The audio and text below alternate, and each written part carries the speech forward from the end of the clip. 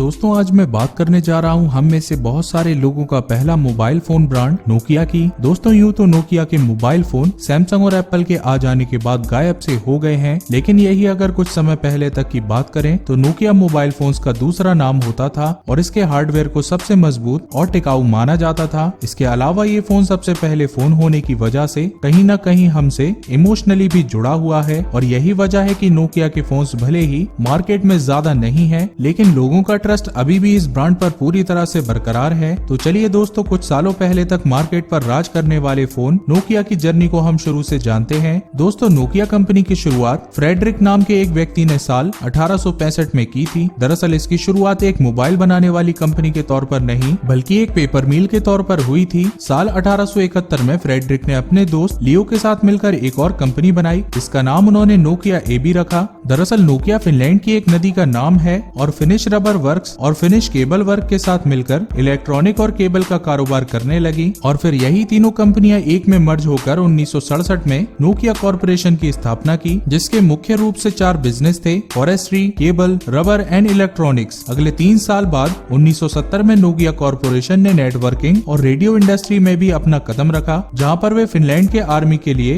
Radio equipments बनाने का काम करती थी। 1980 तक नोकिया ने अपनी मार्केट की पकड़ रूस तक बना ली और फिर आगे चलकर 1980-1990 के बीच 3 कंपनीज को एक्वायर कर लिया। सबसे पहले 1984 में टीवी बनाने वाली कंपनी सेलोरा को, फिर 1985 कंप्यूटर बनाने वाली कंपनी लक्सर एबी को और फिर 1987 एक और टीवी बनाने वाली कंपनी ओशिनिक को। इस तरह से नोकिया अब तक टेलीविजन बनाने वाली तीसरी सबसे बड़ी कंपनी बन गई। इन दिनों तक नोकिया काफी बड़ी लेवल पर टीवी और मिनी कंप्यूटर बना रही थी, लेकिन मोबाइल क्षेत्र में भी क्रांति लाने के लिए नोकिया ने अपने कदम बढ़ा लिए थे और फिर टेलीफोन कंपनी मोबिरा को एक्वायर कर 1982 में नोकिया ने अपना पहला फोन लॉन्च किया, जिसका नाम था मोबिरा सेनेटर। और फिर अगले 5 सालों बाद 1987 में नोकिया अपना पहला पोर्टेबल मोबाइल फोन मोबिरा सिटीमैन नाम के साथ लाई। आगे 1990 में नोकिया ने सीमेंस कंपनी के साथ मिलकर पहला जीएसएम नेटवर्क डेवलप किया और नोकिया के फोन से ही दुनिया का पहला जीएसएम फिनलैंड के प्राइम मिनिस्टर हैरी होलकेरी ने 1 जुलाई 1991 में किया था। यहाँ से नोकिया कॉर्पोरेशन का नाम मोबाइल नेटवर्क की दुनिया में सबसे पहले लिया जाने लगा